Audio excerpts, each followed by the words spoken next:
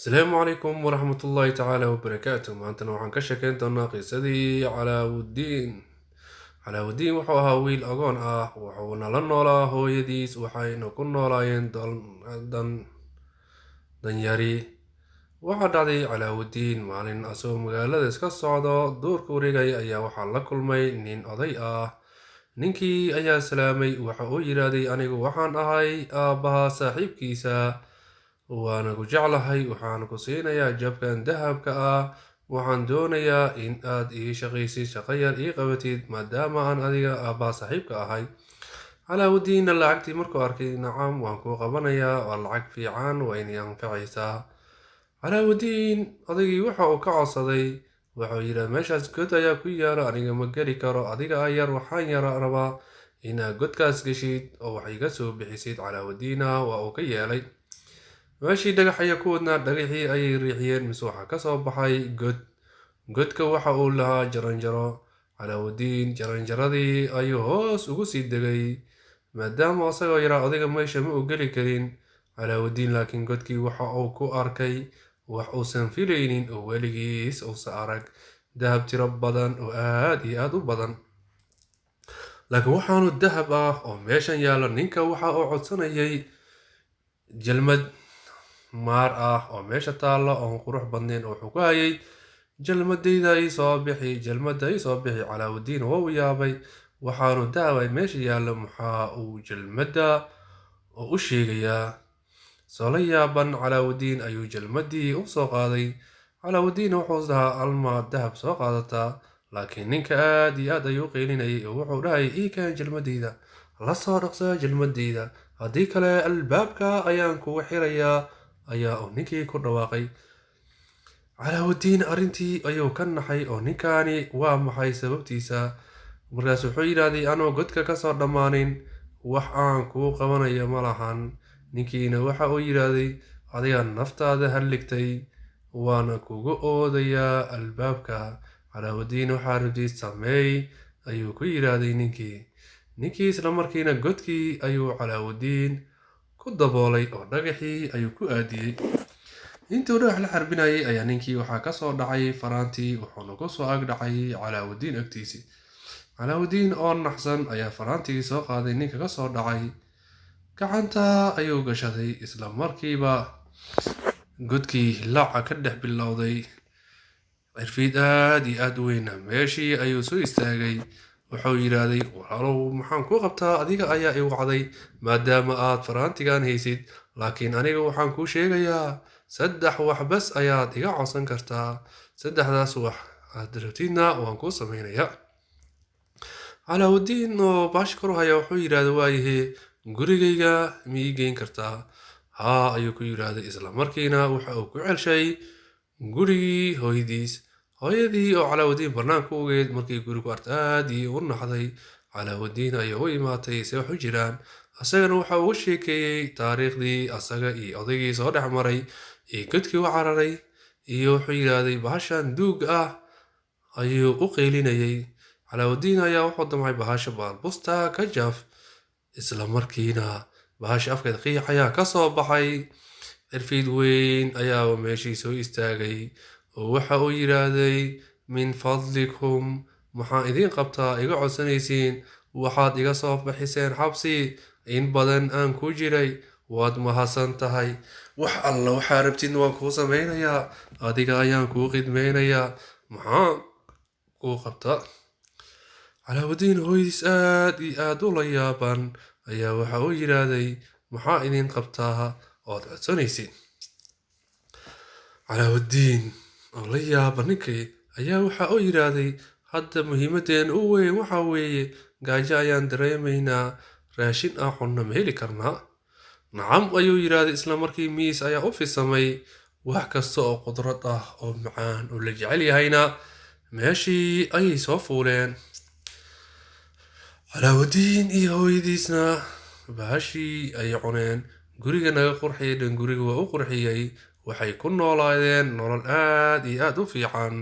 waxaa kasoo wareegtay in muddo ah ayaa hawshaas calaawudiin iyo hooyadiis u socotay. maalinkii dambe calaawudiin oo suuq u socdo ayaa waxa uu arkay yaasmiin amiiratu yaasmiin oo gabadha boqorka ahayd. Calaawaddiin oo fiirinayayna gabadhii aad iyo aad ayuu u jeclaaday. waxa uuna hooyadii u sheegay inuu gabadha boqorka arkay uuna jeclaaday. hooyadii oo qosashay ayaa tiraahday waa lagu doonayaa. waxay u qaaday sanduuq dahab ah. boqorkii hadiid ahaan ugu qaaday oo jinnigii u keenay. kadibna waxay u tagtay boqorka hadiidan tirada badan la yaaban ayaa weydiiyey waxa ay doonaysay. waxa ay ku jawaabtay waxaan rabay gabadhaada in wiilkayga ku dartid ayaan doonayay. boqorkii ayaa yidhaahday masahalkaas ayaan gabadhayda idinku siinayaa. haddii uu doonayo gabadhayd inuu guursado waa in uu keenaa 40 addoon oo midkiiba sanduuqad dahab ah qaalisan ay usoo wareejiyo. habarta waxay tiraahday nacam. waxayna u soo noqotay calaawaddiin waxayna u sheegtay wixii ay kala soo kulantay boqorkii iyo xujadii uu ku xujeeyey. calaawaddiinna waxa uu sameeyey saaxiibkiis ayuu u wacay. asagana waa uu soo xaadiray. waxa uuna u sheegay wixii lagu soo xujeeyey inuu u baahan yahay 40 nin oo addoomo ah oo xambaarsan intaas oo sanduuqoo dahaba. 40 ciidanna ay hogaaminayaan. cirfidkiina waxa uu yidhaahday sabcan wadaacan. isla markiina hooshii waa u fuliyey. kadibna alaabtii sidii loo sii waday waxaa lagu wareejiyey boqorkii. boqorkii aad iyo aad ayuu ula yaabay ciidankan iyo addoomankan iyo xoolo dahabkan. ninkan taajirka saan u ah oo la aqoonin oo magaalada nala joogo oo wiilka dhallinyarada ah muxuu ahaa. boqorkii ayaa wuxuu yidhaahday inuu u jeedaa xaaladaada laakiin gabadhayda qasri ayay deganaan jirtay. guri qasriya ma u samayn kartaa. calaawaddiinna saaxiibkiis ayuu u wacay. isla markiina guri qasri ah oo weyn ayaa loo dhisay. boqorkiina waa la soo waday oo waxaa la yidhaahday aniga gurigan ayaan ku noolahay qasriga. boqorkii aad iyo aad ula yaaban ayaa oggolaaday calaawaddiin in uu ku daro gabadhiisii. kadibna aroos weyn ayaa loo dhigay. arooskaas oo socday 40 maalin dabaaldegiisii la waday. calaawaddiin iyo hooyadiis iyo amiiraddii gurigu ay soo degeen waxayna ku noolaayeen nolol aad iyo aad u cajaa'ib ah.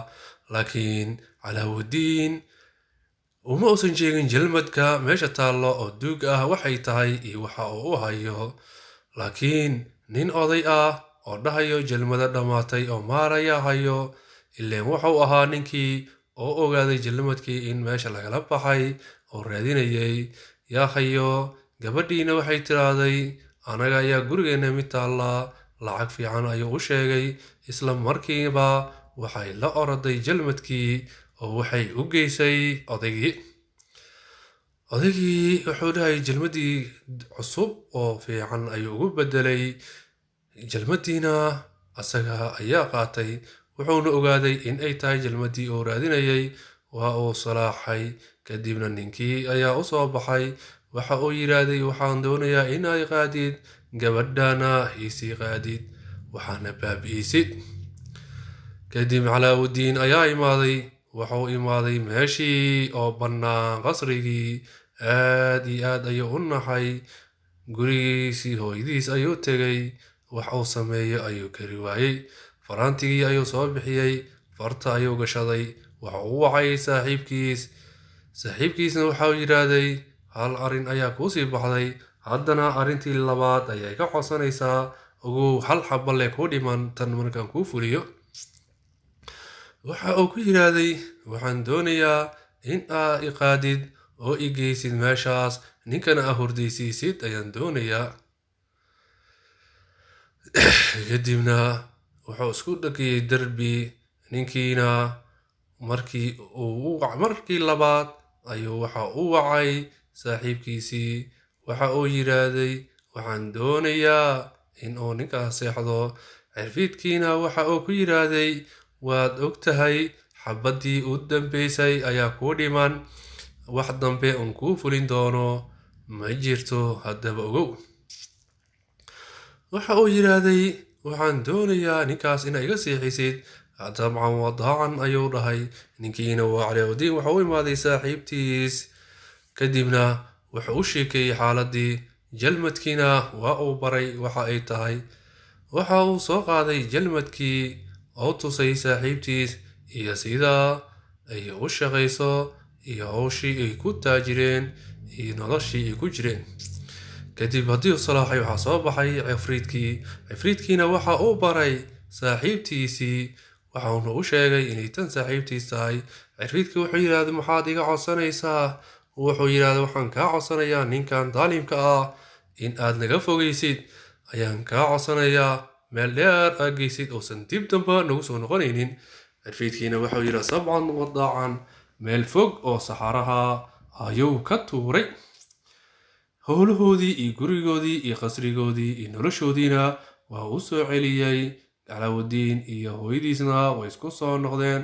hooyadii aad iyo aad ayay u faraxday. gabadhii boqoraddana waxay ogaatay qiimaha ay ku fadhiso jalmadkaas, sababtoo ah wixii markaas ka dambeeyo waxay noqonaysaa in ay waardiyeyso. halkaas ayay qisadeenii noogu dhammaatay. waadna ku mahadsan tahay sida aad noo daawanaysay.